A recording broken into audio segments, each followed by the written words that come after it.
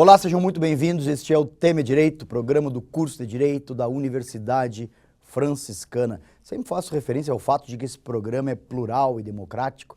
Isso porque você pode mandar e-mail para direito@ufn.edu.br com sugestões de pauta, sugestões de convidados, tudo relacionado ao mundo jurídico. Este é o tema, é o foco central desse programa.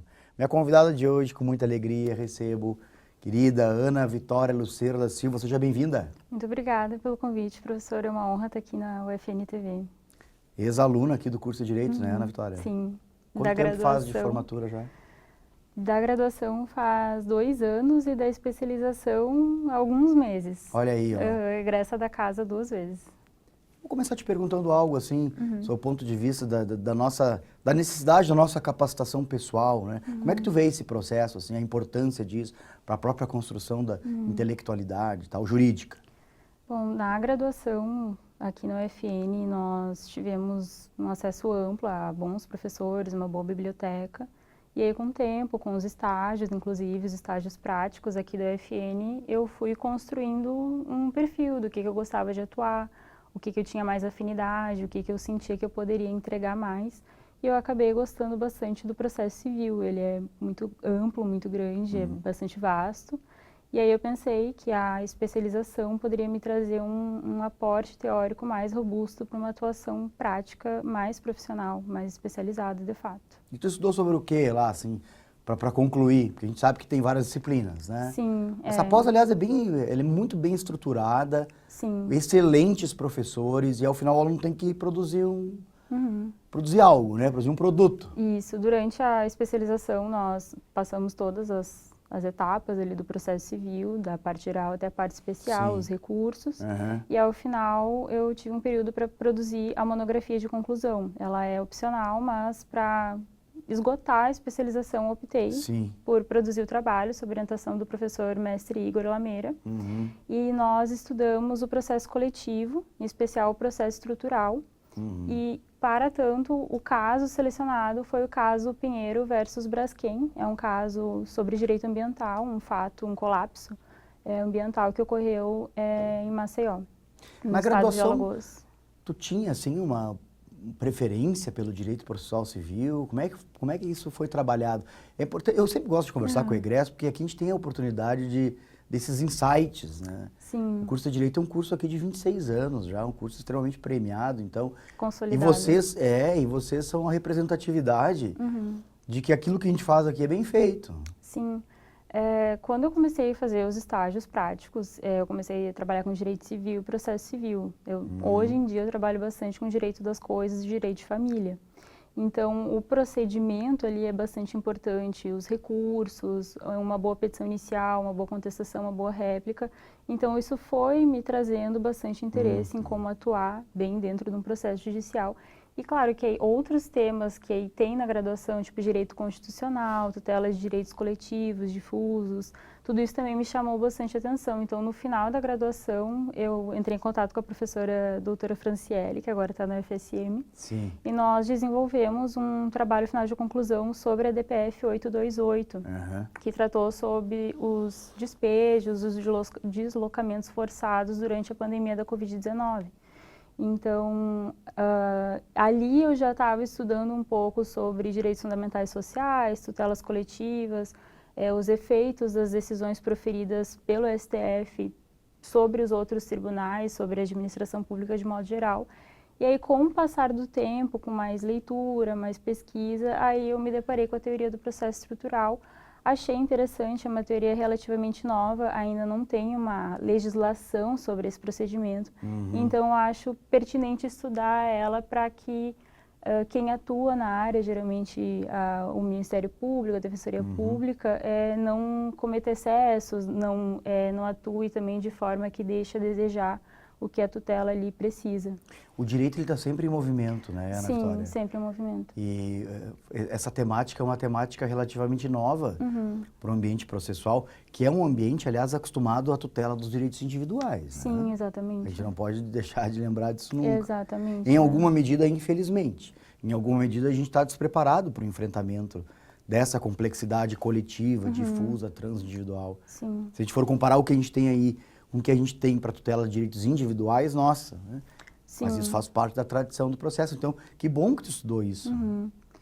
Eu gosto bastante do processo tradicional, é o que a gente aprende na graduação, que a gente estuda bastante o tempo inteiro. É a ideia da polarização do processo, nós temos o autor, o réu, Sim. uma pretensão que é resistida. Esse trâmite tradicional é bastante interessante. Os negócios jurídicos hoje dentro de um processo, os acordos entre duas partes também.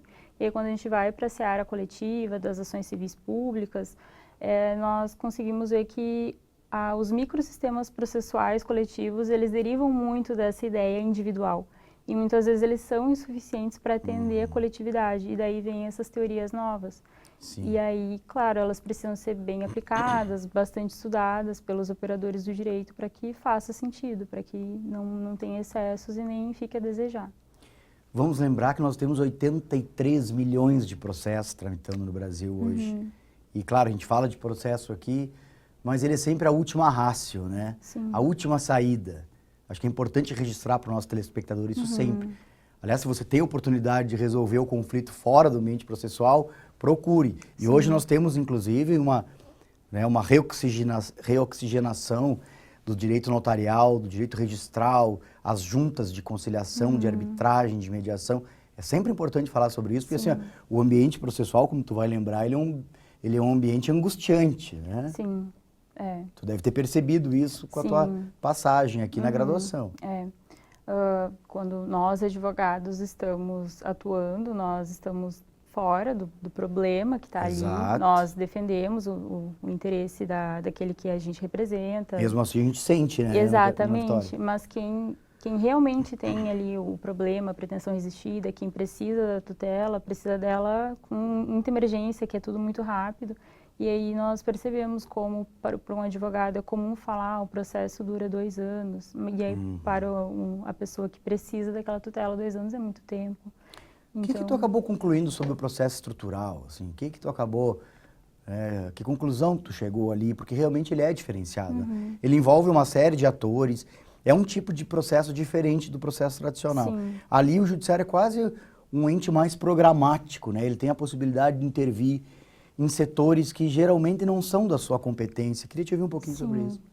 Bom, eu concluí que os elementos deles faz sentido para abordar as tutelas coletivas, porque ele considera a multipolaridade, então são interesses distintos, conflitando ou às vezes combinando. O judiciário é quase uma espécie de um mediador aí, Exatamente, né? Foca na consensualidade, na ideia de construção, de decisão, de acordo para que a tutela seja efetivada de fato. E a gente está falando de um instituto, desculpa te interromper, que é recente, né? Sim. Isso, processo estrutural, não faz parte da tradição, isso é algo muito recente. Eu considerei um procedimento muito interessante para o direito ambiental, para uma outra teoria nova também, que é a teoria do direito dos desastres ambientais, porque nas ações civis públicas ali tem as tutelas de recomposição da área ambiental, da área degradada, e isso leva tempo, isso demanda tempo, e às vezes durante o processo, ao longo do processo, é constatado que o meio pelo qual estava sendo feita a reparação não é o mais adequado, às vezes tem que substituir o elemento natural, despoluir um rio, enfim, e aí o processo estrutural avalia essa implementação do plano ao longo do tempo, e ele precisa de um tempo para ser realizado. Então eu penso que para as tutelas ambientais, que tramitam pela ação civil pública, é um procedimento bastante interessante. E ali, por meio do diálogo, é o juiz, é o Ministério Público, são outras entidades trabalhando em conjunto. Claro, vai ter uma decisão no final, né? Isso. A gente não pode esquecer disso, o judiciário vai decidir. Mas ele vai tentar, a partir desse diálogo, estabelecer algumas possibilidades que talvez num processo tradicional isso não fosse tão simples assim de se alcançar. Algumas ferramentas que alguns autores defendem, sustentam, como Edilson Vitorelli, Sérgio Cruz Arenhar, Gustavo Osna, são os ícones hoje esses aí. Os mais comentados. São as audiências públicas, o Amigos Curi, são meios de trazer a população, a sociedade afetada e grupos técnicos sobre o tema para dentro dos autos. E aí essas informações são consideradas pelo juiz quando ele vai formular um plano a ser implementado para recuperar uma área, para restaurar uma desconformidade estrutural ali e impor uma ordem de acordo com o direito. Hoje os casos eles são poucos, né? Tanto é que a gente tem que pegar uma situação, mas interessante é que daqui a um pouco isso aí tem a potencialidade de estar presente em todas as comarcas, né? Sim. Em comarcas de tamanho médio, pequeno, grande, capitais, não interessa? Sim, o professor Edilson Vitorelli estuda bastante isso, ele fala sobre a irradiação do problema estrutural. Claro. E muitas vezes um problema está entre 2 estados da federação, como foi os casos ali de Mariana e Brumadinho, em que Perfeito. o rompimento da barragem causou um dano ambiental que se estendeu, né? E aí, onde que é a competência, qual que é o juiz que fica prevento, aquele que atua primeiro, como é que fica essa atuação. Isso tudo também está no projeto de lei que está parado no Senado na presente data, que trata sobre o processo estrutural.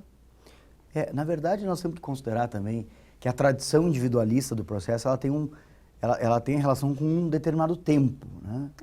Por que as pessoas reclamam do tempo dos seus processos? Olha, isso até está enraizado na tradição. Tem processos que têm a sua temporalidade. Claro que nós temos outras razões também, né? Temos poucos servidores, poucos juízes, etc. Temos uma estrutura que talvez ela não é hoje condizente com o tamanho do problema relativo ao número de processos, mas o sistema de processo estrutural ele tem uma relação com o tempo diferente dos processos tradicionais. Sim. Digamos que ele administra essas questões todas aí numa outra velocidade. Sim. E aí que está o brilho.